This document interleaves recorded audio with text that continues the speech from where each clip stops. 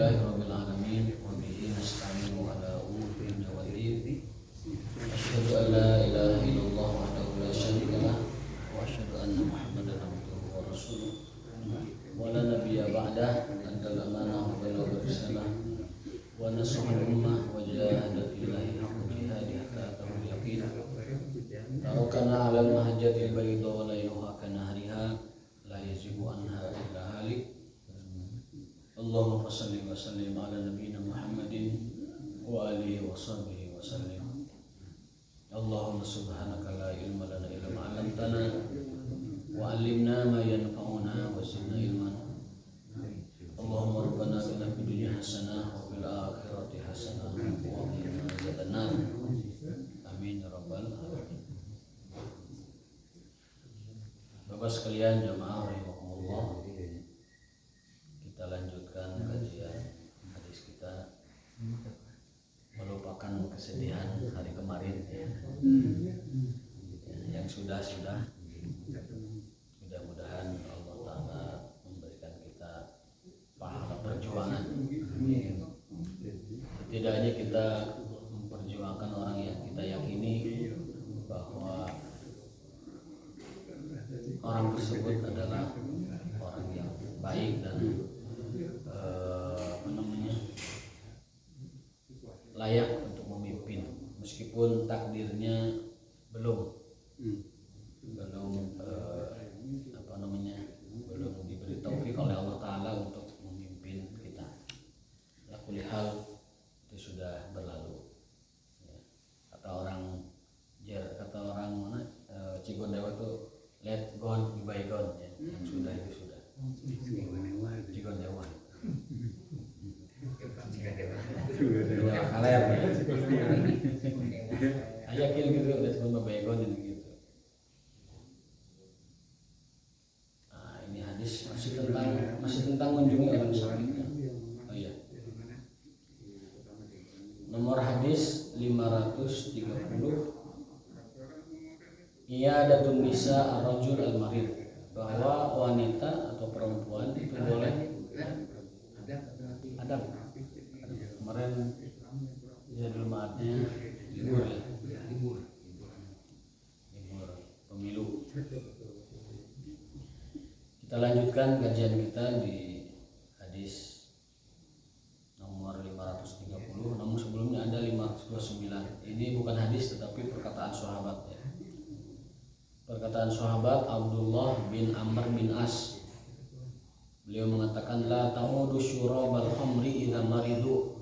Janganlah kalian jenguk orang sakit apabila mereka atau dia adalah peminum khamr. Ini wasiat dari Abdullah bin Amr bin As, sahabat Nabi SAW. Jadi jatuhnya asar ya. Kata beliau, janganlah kalian kunjungi para peminum khamr apabila mereka sakit. Ini mungkin semacam hukuman sosial ya. Semacam hukuman sosial bahwa kita diperintahkan untuk menjenguk orang sakit. Dan menjenguk orang sakit adalah bagian dari kewajiban setiap muslim atas muslim yang lain. Sudah kita sering bahas. Hakul muslim alal muslim situn. Ada kewajiban setiap muslim dari muslim yang lain. Nomor 3-nya adalah apabila mereka sakit, kunjungi. Tetapi di dalam asar ini disebutkan janganlah kalian mengunjungi orang-orang sakit apabila mereka itu para ahli maksiat. Jadi ahli maksiat ketika sakit jangan dikunjungi sebagai bentuk hukuman sosial bagi yang lain. Asar bukan hadis tapi ini asar dari Abdullah bin Amr bin As. Ya. Jadi karena apa? Karena mengunjungi orang sakit itu ibadah yang sangat besar sekali. Pahalanya sangat besar sekali. Bahkan dalam hadis kemarin minggu lalu kita membaca hadis bahwa barang siapa yang mengunjungi orang sakit maka dia seolah-olah menenggelamkan diri dalam rahmat Allah Subhanahu wa Ta'ala. Bukan seolah-olah, bahkan benar-benar menenggelamkan diri. Orang yang mengunjungi orang sakit dia menenggelamkan dirinya larut di dalam rahmat Allah Subhanahu wa Ta'ala. Artinya apa? Artinya diliputi, dinaungi rahmat Allah Subhanahu wa Ta'ala. Di dalam hadis lain juga Rasulullah SAW bersabda bahwa Allah menegur hambanya, wahai hambaku, kenapa kau tidak mengunjungi aku saat aku sakit? Kata hamba tersebut, bagaimana aku mengunjungi Allah? Padahal engkau adalah Tuhan semesta alam. Ya, kata Allah Ta'ala, maksudnya adalah kau tidak mengunjungi orang sakit. Ya. Kau tidak mengunjungi orang sakit. Itu sampai disebut begitu, bahwa engkau tidak mengunjungi saat aku sakit, kata Allah. Padahal Allah tidak pernah sakit dan mustahil sakit. Ya, mustahil. Tapi itu sebagai bentuk kias bahwa orang yang tidak mengunjungi orang sakit itu bagaikan orang yang tidak mengunjungi Allah saat Allah sakit, dan itu mustahil bagi Allah. Jadi sebagai penegas betapa besar pahala dan fadilah keutamaan menjenguk orang sakit. Tetapi di asar ini Abdullah bin Amr bin As berkata, jangan kunjungi orang-orang ahli maksiat ketika mereka sakit. La ta'udu syurabal khamri idza maridu. Ini ada juga dalam riwayat Bukhari dalam Tarikhul Kabir, tetapi oleh Imam Albani dilemahkan hadis ini. Hadisnya dhaif. Asarnya dhaif maksudnya. Asar bukan hadisnya. Jangan kunjungi peminum khamr, itu asar. Dan asar tersebut di dalam keterangan Syekh Albani itu asar yang dhaif. Berikutnya adalah nomor hadis 530. Bab tentang iyadatul nisa ar-rajula al-marid, bahwa kebolehan seorang wanita menjenguk laki-laki yang sedang sakit. Bab iyadatul nisa ar-rajul idza marid. Diriwayatkan dari Haris bin Ubaidillah al-Ansari, ra'aitu Ummu Darda, aku melihat Ummu Darda ala rihaliha, mengendarai kendaraan, awadun laisa 'alaiha isya'un, laisa 'alaiha isya'an, aidatan li rajuli min ahli masjid min al-ansar, pulang dari menjenguk seorang ahli masjid dari kalangan Ansar. Jadi ada keterangannya bahwa yang dijenguk itu orang-orang ahli masjid, yang dijenguk orang-orang soleh, orang-orang baik. Ya kalau kita sambungkan dengan asar tadi, itu seolah-olah begitu kesimpulannya, bahwa yang dijenguk, yang dilongok itu orang-orang soleh ahli masjid. Dan yang dijenguk oleh perempuan ini juga sama, yang dijenguk itu orang soleh dari kalangan ahli masjid, dijenguk oleh jamaahnya, oleh ibu-ibu, oleh bapak-bapak dan sebagainya. Waktu saya sakit di Tasik itu yang menjenguk itu ibu-ibu sampai nggak muat rumah itu. Harus buat 3 rumah ini kayak untuk nampung ngurudul bergantian ya. Karena memang jamaahnya kebanyakan ibu-ibu. Bapak-bapak juga ada penuh, cuma tidak sepenuh ibu-ibu di Tasik ya. Karena saya ngasuh 2 pengajian, ibu-ibu dengan bapak-bapak. Ibu-ibu itu Jumat Minggu pagi, bapak-bapak Minggu pagi, kalau ibu-ibu Sabtu sore. Jadi Sabtu sore dan Minggu pagi nyambung. Otomatis jamaahnya banyak, dan ketika ke rumah itu mengamalkan hadis ini, bahwa ibu-ibu menjenguk bapak-bapak dan bapak-bapak, tapi tidak ada keterangan bapak menjenguk ibu-ibu. Nggak ada keterangannya di sini. Ya boleh maksudnya, tapi ibu-ibu karena kenapa? Karena wanita itu dianggap tabu. Kenapa wanita bisa jenguk bapak-bapak? Ternyata ini ada keterangannya bahwa wanita, ibu-ibu boleh menjenguk ahli masjid untuk dijenguk, didoakan supaya sakitnya sembuh. Jadi disebutkan si ibu itu masih punya suami kan? Di sini disebutkan Ummu Darda. Ummu Darda. Tidak disebutkan apakah Ummu Darda sudah meninggal atau ala kulli hal, wanita pada dasarnya boleh menjenguk siapapun yang sakit. Tetapi ada tetap syarat, wanita itu mengikat syaratnya, idza amina minal fitnah. Jika aman dari fitnah. Seperti kemarin ibu-ibu ngabring ke rumah itu kan aman dari fitnah. Namanya juga ibu semasjid kan. Satu masjid itu aman dari fitnah. Makanya kata Imam Malik ya, bahwa jama'atun nisa itu mahram. Wanita kan dilarang bepergian lebih dari sehari semalam, kecuali dengan mahramnya. La tusafiru almar'atu masirata aw masafata lailin wa nahar illa ma'adhi mahram, kecuali dengan mahramnya. Kata para ulama di antara mahram itu adalah jama'atun nisa, ngabring. Itu kategori mahram. Ya. Boleh tidak diantar saudaranya, tetapi rombongannya itu ibu-ibunya ngabring. Samobileun, atau sakloter, sakabeha, sakrombongan itu boleh. Umroh ngabring ibu boleh ya. Umroh ngabring ibu-ibu itu boleh. Ya, kalau sendiri tidak boleh perempuan pergi sehari semalam tanpa muhrim. Kalau 2 orang 2 orang itu belum jamaah ya, 3 minimalnya. Jamaah itu kan dikatakan jamaah 3. Jamaah itu bisa 2. Tapi sholat jamaah boleh 2 ya. Kalau sholat jamaah boleh 2 berarti itu termasuk jamaah. Yang jelas kata para ulamanya jama'atun nisa itu mah. Anak-anak yang belajar ke Mesir ya, mahasiswi belajar ke Azhar, belajar ke Sudan, belajar kemana gitu. Itu dengan mahram. Karena apa? Mahramnya itu adalah jama'atun nisa tadi, sekelompok wanita pergi ke sana bareng itu disebut mahram.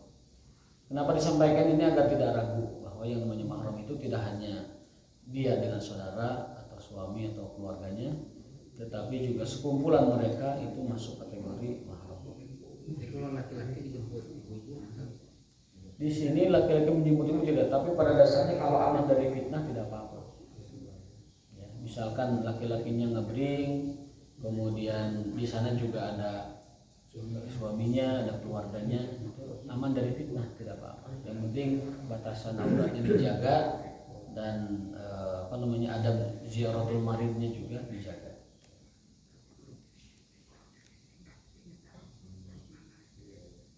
Itu nomor hadis 530. Dan kenapa ada kata ahli masjid? Ini menjadi isyarat juga bahwa yang harus wajib lah kita jenguk itu sebagai hak muslim ya orang-orang soleh. Orang-orang soleh. Dan ahli masjid itu kemarin kita bahas termasuk tanda husnul khotimah kan? Kemarin kita bahas hadisnya. Bukan kemarin, hari Selasa ya.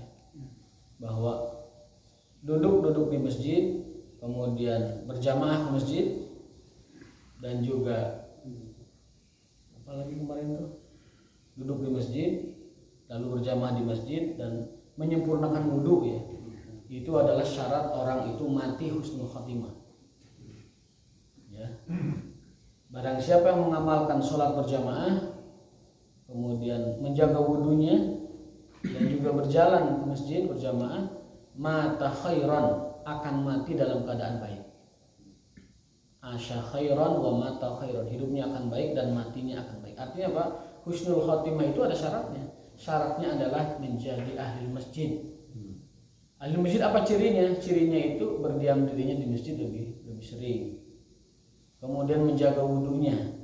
Dalam arti kata menyempurnakan wudu saat malas. Ya. Bahasa hadisnya isbagul wudu inda al-makarih, menyempurnakan wudu saat malas. Dan yang ketiga, berjalan menuju sholat berjamaah. Nah, itu artinya apa? Artinya tanda husnul khotimah sudah dapat diketahui ketika hidupnya bahwa orang tersebut adalah ahli masjid. Ini bukan persaksian kita, tapi persaksian Rasulullah SAW. Orang yang nanti mantinya akan baik adalah orang yang menjaga sholat berjamaahnya di masjid. Apa balasannya? Asya khairan wa mata khairan, hidupnya akan baik dan matinya akan mati yang baik, artinya husnul khotimah. Mudah-mudahan kita semua menjadi ahli masjid yang istiqomah. Dengan begitu Allah mudahkan kematian kita dan Allah berikan kita husnul khotimah. Amin ya rabbal alamin.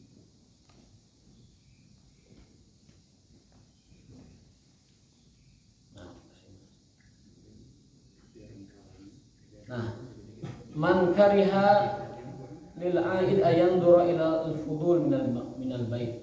Ini bab tentang tercelaknya sikap orang yang selalu melihat rumah orang kalau lagi berkunjung. Ya. Ingat, rumah orang itu adalah aurat. Saat kita ketuk pintu, jangan berdiri di depan pintu, di pinggir harusnya. Tetap assalamualaikum, duduk di pinggir, jangan ngeliat ke dalam rumah. Di orang mah henteu, kadang si jero imah itu. Dan salam acan buka sorangan gitu. Tak salam pinggir, jangan di depan. Udah di dalam rumah pun tidak boleh luak liar. Bahkan kata hadis ini boleh dicolok matanya itu. Boleh dicolok. Jadi itu tuh. Ujiat deh kuntau itu. Kuntau bisa itu. Jero ibu nonton dialogkan apa? Iya, karena mungkin ada anak gadisnya, ada pakaian yang masih berantakan, salempak di mana-mana itu bahaya itu dan lain sebagainya. Dakhala Abdullah bin Mas'ud ala maridin ya'uduhu wa ma'ahu qaumun wa fil baiti imra'atun. Ya. Jadi ada beberapa orang ya masuk menjenguk orang sakit.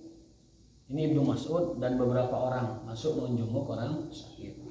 Di dalam rumah itu imra'atun, ada keluarganya yang perempuan.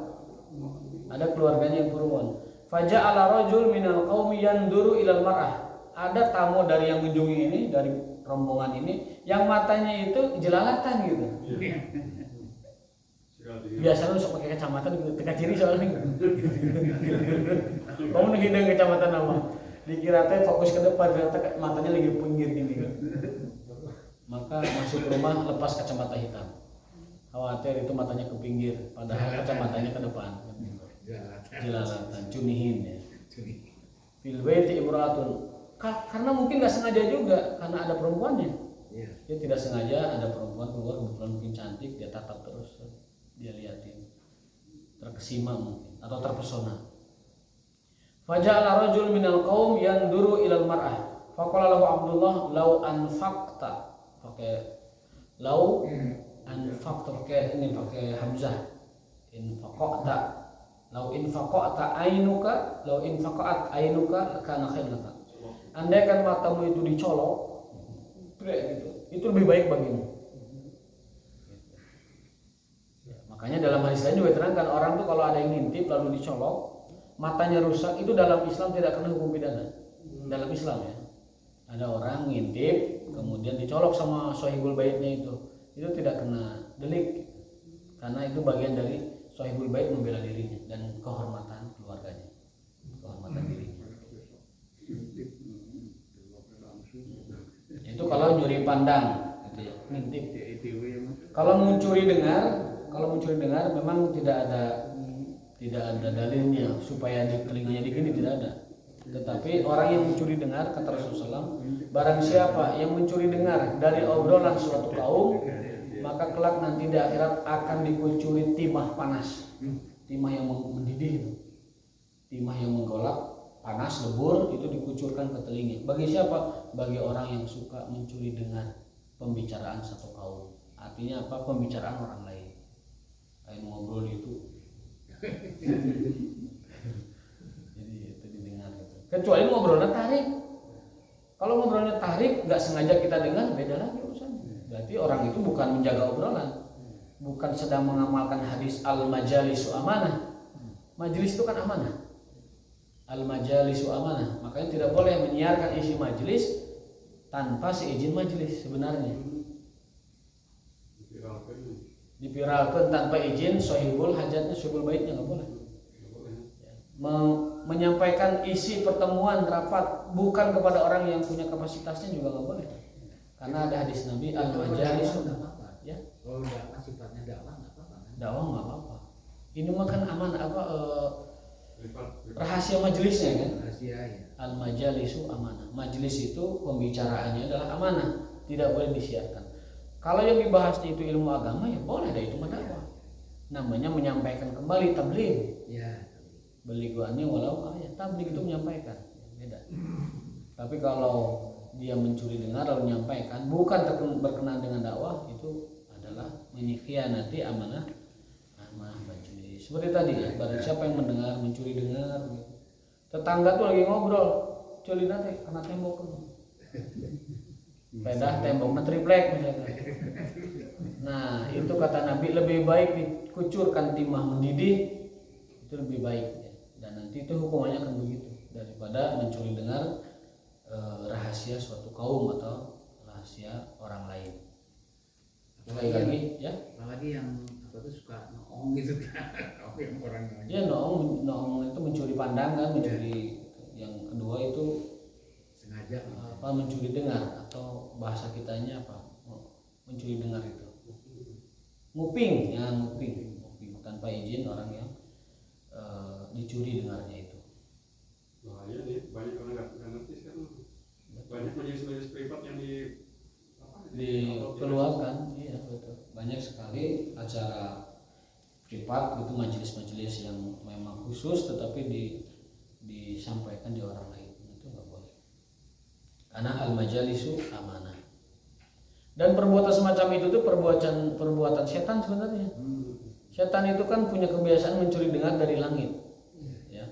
Makanya waktu kita belajar tafsir Tabarok itu diantara fungsi bintang, planet atau benda langit lah, itu adalah untuk melempar jin yang sengaja mencuri dengar dari langit.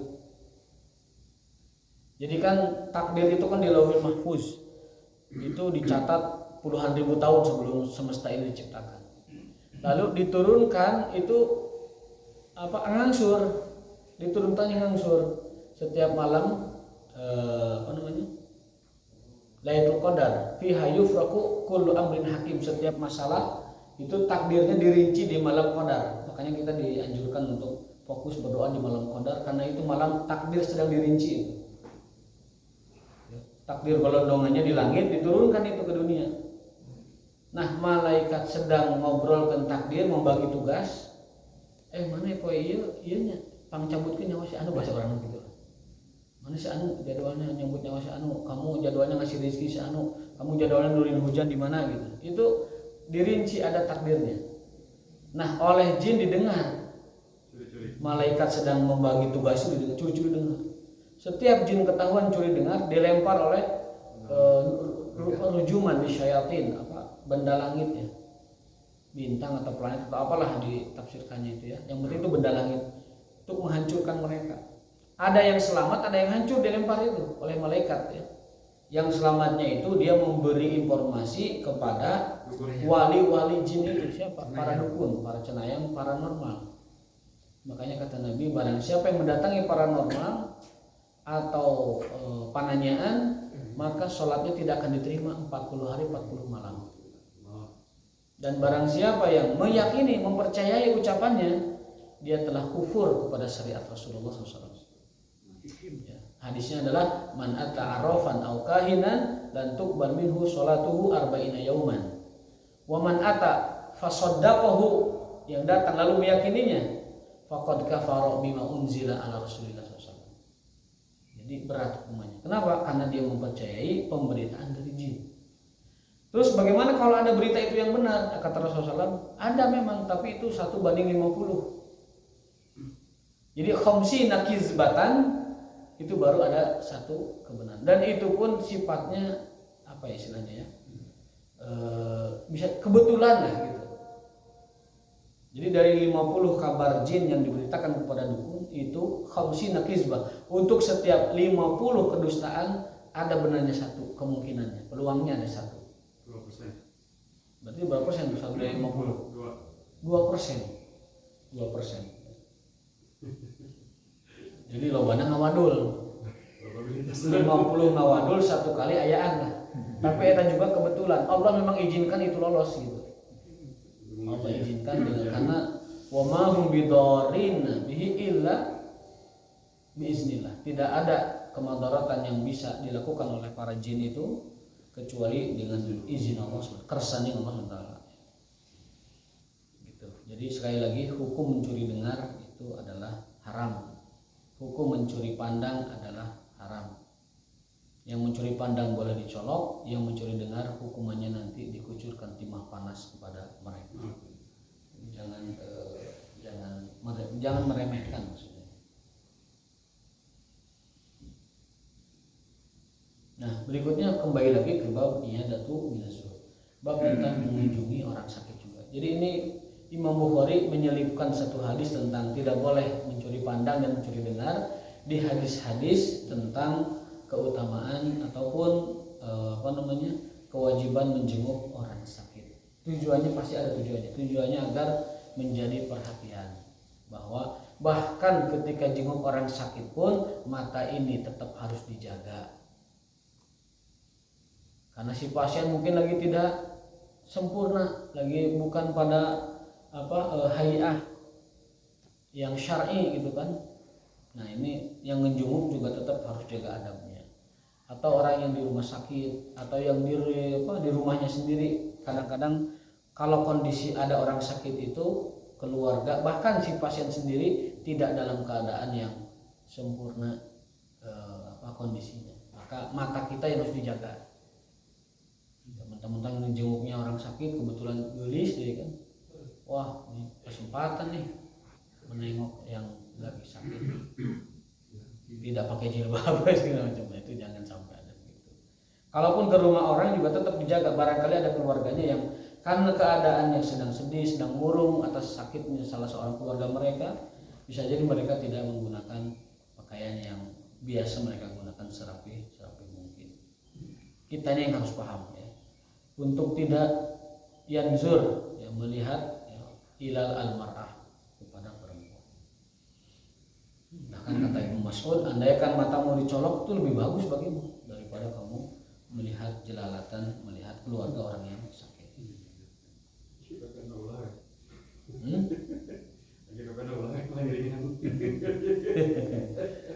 Aman ya, atau pakai kacamata hidung gitu. Jadi kadang-kadang gitu. Kacamata hitam. Berikutnya adalah dari Abu Ishaq radhiyallahu taala anhu, sami'tu Zaid bin Arqam yaqulu zamidat aini fa'adani Nabi sallallahu alaihi wasallam.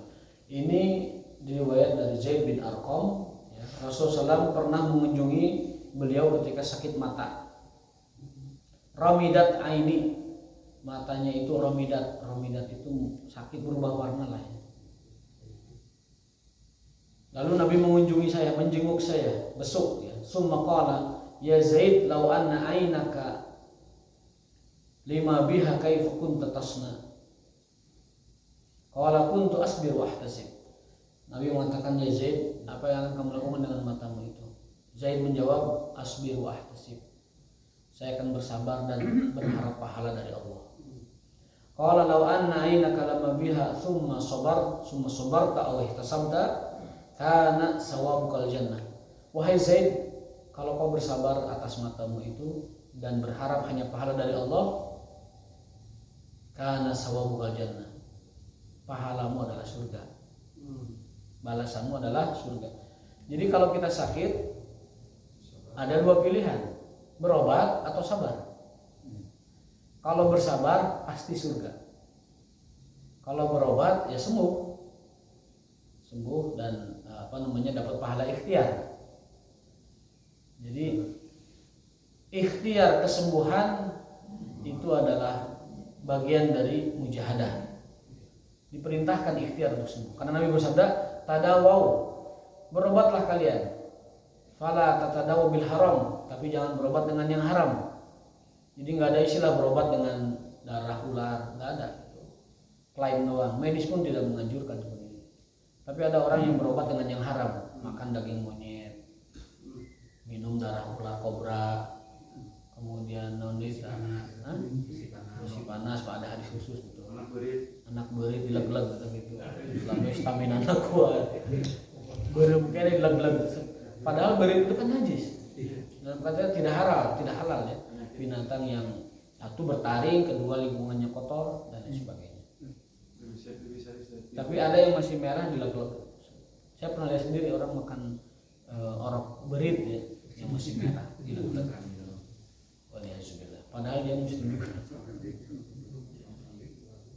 Terus seperti itu. Jadi berobatlah kalian, tapi berobat dengan yang halal. Tadawu, berobatlah. Fala tatadawu bil haram. Tapi kalau kita bersabar juga, balasannya surga. Dan ini bukan hanya hadis ini, ada juga hadis seorang wanita yang seperti Ayan gitu ya, tertimpa Ayan, itu Nabi menjenguk ya. Kemudian minta didoakan. Kalau kata Nabi, kamu mau saya doakan sembuh atau mau bersabar dan bagimu surga? Kata wanita tersebut, biarkan saya bersabar saja ya Rasulullah, tapi tolong doakan supaya aurat saya ketika sakit ini tidak terbuka. Jadi Nabi memberi pilihan kepada wanita Kalau saya boleh tarik garis tengahnya mungkin begini, sakit yang sekiranya hanya kesabaran solusinya, itu kalau kita bersabar balasannya surga. Tapi kalau sakit yang mudah sekali disembuhkan, itu ikhtiar berobat juga adalah pilihan terbaik. Jadi itu kembali kepada pribadi masing-masing. Nabi mengatakan kalau matamu yang sakit itu kau sabari, kana lakal jannah. Menggunakannya kana fi'il madhi. Fi'il madhi kalau digunakan untuk sesuatu yang akan datang itu artinya pasti. Pasti. Dan itu banyak sekali Nabi mengatakan begitu. Barang siapa yang melakukan ini atau meninggalkan ini, dakhala jannah. Dengan fi'il madhi pasti masuk surga. Jadi fi'il lampau, fi'il bahasa Inggrisnya itu past tense ya. Kalau digunakan untuk future yang akan datang, itu artinya suatu kepastian. Kata kerja lampau kalau digunakan untuk menerangkan yang akan datang itu sebuah kepastian. Itu sebuah kepastian.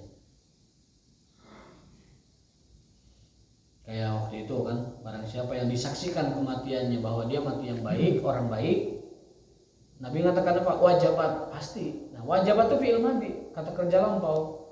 Kenapa Nabi menggunakan kata wajabat, kata kerja lampau? Yaitu dalam bahasa Arab ada kaidah. Kalau kata kerja lampau fi'il madhi ya digunakan untuk mustakbal, maka itu artinya sebuah kepastian.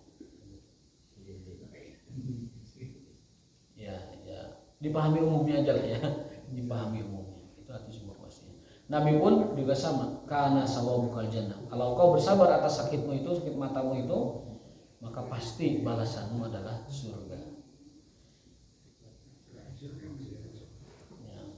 Seperti asam urat, disabari aja. Sawabukal jannah, balasanmu adalah surga. Darah tinggi.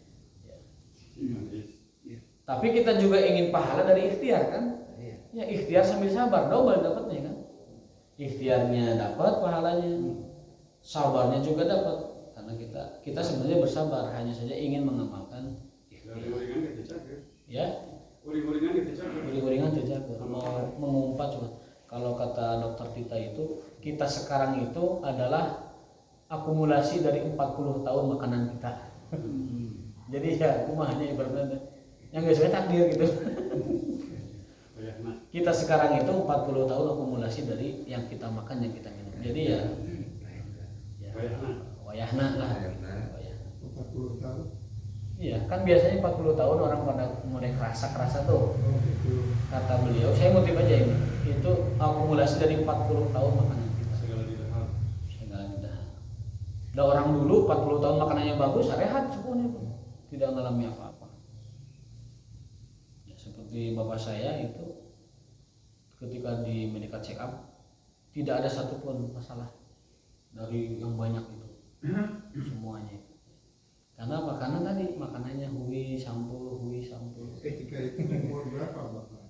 Ayah meninggal usia 76. Tapi semua indikasi kesehatannya itu normal. Fit gitu. Jadi itu orang dulu bisa di lembur lagi tiap hari ke Leuweung, ke Tegal. Tonggongna ka poe, badannya kejemur. Bawa air dari dari Hawangan ke Kebon Cengkeh. Nyiram. Jadi makanan itu otomatis semua terserap oleh energi. Kalau kita kan enggak, habis makan kenyang main scroll TikTok. Makan kenyang, makan udang, scroll Facebook. Jadi tenaga nanti ngan saukur ngalir kaleun tah gitu. Jadi ya otomatis akumulasinya lebih cepat dan lebih besar daripada orang-orang yang bekerja keras. Ada di Semarang tuh, saya kenal orang tukang beca. Itu kalau makan nasi mentung nanti 2 kali lipat orang biasa gitu. Tapi udah dipakai goes kan. Jadi sehat gitu. Jadi sehat gitu. Tidak ada keluhan apa-apa gitu. Bos saya terus. Ya itu kebakar. Kalau kita enggak begitu kan. Kita mah apapun ya rebahan lagi. Berikutnya, ini masih tentang kesabaran dalam sakit. Dari Qasim bin Muhammad Anna rajulan min ashabi Muhammadin dhahaba basaruhu. Nah ini dalil bahwa menyebut nama Nabi Muhammad dengan namanya saja ya itu dibolehkan kalau sifatnya itu sedang mengetengahkan dalil, menceritakan. Yang Allah haramkan itu memanggil Muhammad dengan namanya. La tad'ur rasula kadu'ai ba'dikum ba'da. Janganlah kalian memanggil Rasulullah dengan panggilan seperti kalian memanggil orang-orang biasa di antara kalian.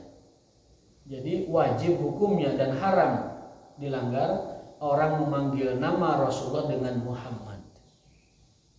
Ya Muhammad, itu dilarang. Bentuknya kata larangan. Kalau kata larangan itu mengartikan sebuah keharaman. La tad'u ar-rasula kadu'ai ba'dikum ba'da. Jangan kalian panggil Rasul dengan panggilan sesama kalian. Ya, jadi memanggil mah tidak boleh dengan wahai Muhammad, ya Muhammad, tapi harus ya Rasulullah, ya Nabi Allah, dan lain sebagainya. Dan orang-orang yang hidup di zaman Nabi 120.000 sahabat dan lain sebagainya, itu tidak ada satupun yang memanggil nama Nabi dengan ya Muhammad, tapi ya Rasulullah. Namun kata para ulama, kalau untuk menyebutkan sebuah keterangan, mengutip sebuah keterangan dibolehkan karena tidak masuk kata memanggil.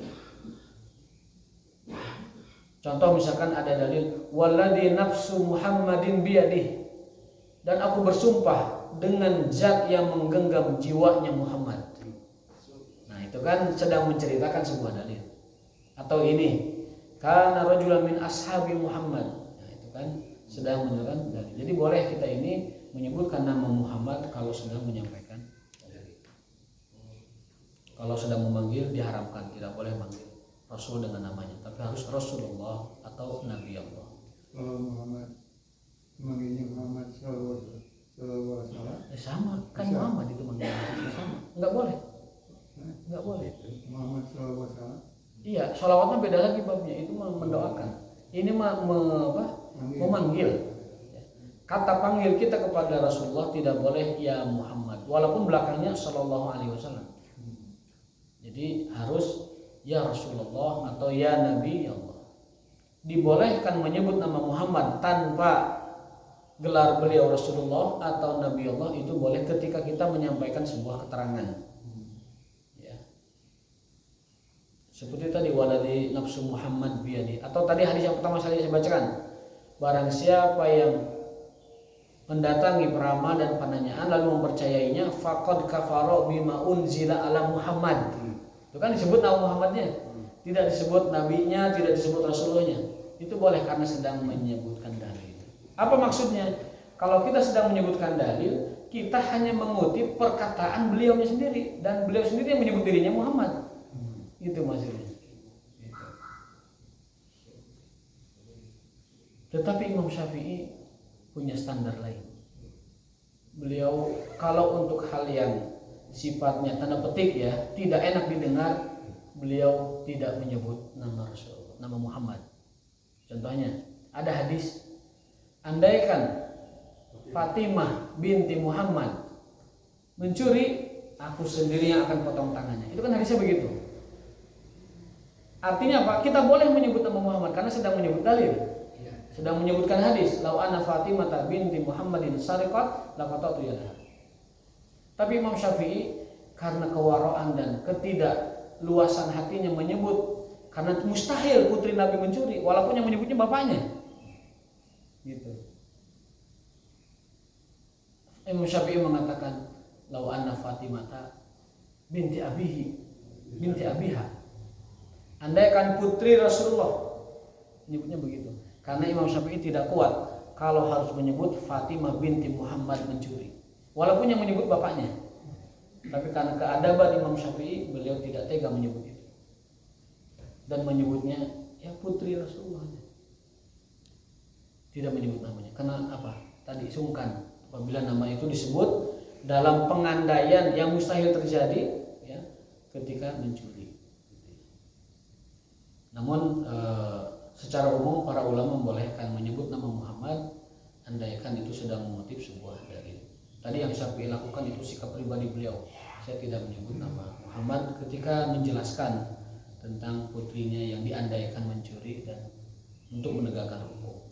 Tapi dasar dari hadis itu adalah saking wajibnya kita menegakkan hukum, andaikan putri Rasulullah pun melanggar, kata Rasul, aku sendiri yang akan potong tangannya. Kan gitu.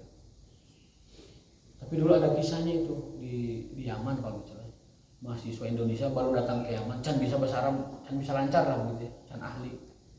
Itu membaca syarafatnya itu jadi surikot, dicuri. Jadi andaikan Fatimah dicuri, saya sendiri akan potong tangannya. Udah dicuri, diculik, dipotong tangannya kan jadi. Nah, itu salah baca. Sisanya langsung lepas guru. Surikot, salah baca mana ya tadi? Syarafat. Kalau di luar negeri itu, kalau daras hadis itu begini, ada seorang mukri itu yang baca, ya, baca kitabnya baca, nanti syekhnya mensyarah. Ada seorang yang baca, syekhnya mensyarah. Nah, yang membaca itu kebetulan kebagian tugasnya orang yang belum paham betul itu dalam bahasa Arab. Orang Indonesia, lawan Fatimah itu surikot, luas aja. Mana nu diculik dipotong tangan aja gitu. Kamu salah baca. Nah, itulah pentingnya mengerti nahwu sorof dan ilmu alat ketika membaca kitab-kitab bahasa Arab. Kuntu uriduhuma li andura ila nabi. Ya. Jadi ketika Al-Qasim bin Muhammad itu menceritakan bahwa ada seorang sahabat Nabi, sahabat Muhammad SAW itu kehilangan penglihatannya. Lalu Rasulullah dengan para sahabat ngabring menjenguk beliau. Faqala kuntu uriduhuma li andura ila nabi. Ya Rasulullah, aku tuh kemarin-kemarin berdoa supaya mataku sembuh hanya demi untuk melihatmu. Fa amma idza qubidun nabi, kalau nabi telah tiada, fa wallah demi Allah ma yasuruni an ma bihima, kacamata kurang ini, bidobi min doba inabala. Oh ya. Andaikan Rasulullah telah tiada, maka aku tidak mengharapkan mata ini kembali. Jadi sahabat tersebut berdoa kepada Allah agar disembuhkan dari sakit matanya hanya untuk dapat melihat Rasulullah. Andaikan Rasulullah telah wafat, maka nggak apa-apa, diambil lagi matanya. Subhanallah. Jadi sembuh itu hanya untuk melihat Rasulullah. Sampai begitunya kecintaan para sahabat. Ya Allah, sembuhkan aku hanya untuk melihat Rasulullah.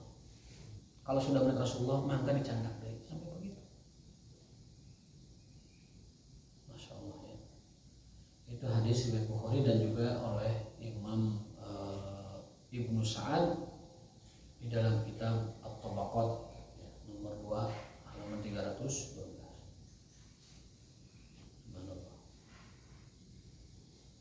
Berikutnya ini menguatkan hadis yang di atas. Dari Anas bin Malik qala sami'tu Nabiy sallallahu alaihi wasallam yaqul qala Allahu idza talaituhu bi habibataihi. Allah berfirman dalam hadis qudsi, andaikan ada seseorang ibtalaituhu, aku uji bihabibataihi, dengan dua mata yang disayanginya. Kenapa mata disebut habibah? Karena mata itu adalah sesuatu yang paling berharga dalam hidup seseorang. Jadi apabila aku memuji hambaku dengan dua kekasihnya, yaitu dua matanya, ainaihi, ya, summa sabara, lalu bersabar, awadduhul jannah, aku gantikan kedua matanya dengan surga. Itu firman Allah dalam hadis qudsi. Jadi andaikan ada orang yang diuji sakit matanya, lalu dia bersabar, maka Allah gantikan dengan surga kedua matanya tersebut. Itu orang Arab kalau menyebut sesuatu yang dikasihinya itu aini, anta aini, anta nural aini, la aini annaka ahabbu ilayya min kulli syai'. Kau adalah mataku yang aku lebih cintai dari siapapun. Jadi qurrata ain. Jadi orang Arab kalau menyebutkan kekasih ataupun kesayangan itu selalu menyebut mata. Qurratu ain, nural ain, anta aini. wa ana ainuka dan seterusnya. Itu ungkapan-ungkapan orang Arab. Ternyata dari zaman dahulu sampai sekarang masih gunakan ungkapan tersebut. Nah, dan yang hadis terakhir juga sama, kurang lebih maknanya seperti itu. Lam ardol kasawaban dunal jannah. Namun ada beda lafaz sedikit di akhirnya. Barang siapa yang bersabar dengan matanya, kehilangan mata atau sakit mata, lam ardo, kata Allah, lam ardo, aku tidak ridho membalasnya kecuali dengan surga. Lam ardo laka sawaban dunal jannah. Kalau boleh kita maknai, hadis-hadis seperti ini sebenarnya itu umum untuk semua sakit kita. Kenapa mata yang diungkap, yang disampaikan? Karena mata itu yang paling berharganya. Dan selain mata juga sama. Selain mata juga sama. Artinya apa? Sakit itu kalau kita bersabar, balasannya hanya surga. Tetapi kita juga punya perintah, kewajiban untuk ikhtiar. Maka menggabungkannya adalah ikhtiar tetap dilakukan, namun sabarnya harus lebih kandel. Wallahu ta'ala a'lam bishawab. Wa taufiqun illa billah. Wa ajma'in. Subhanallah wa bihamdika asyhadu an la ilaha illa anta astaghfiruka wa atubu ilaik.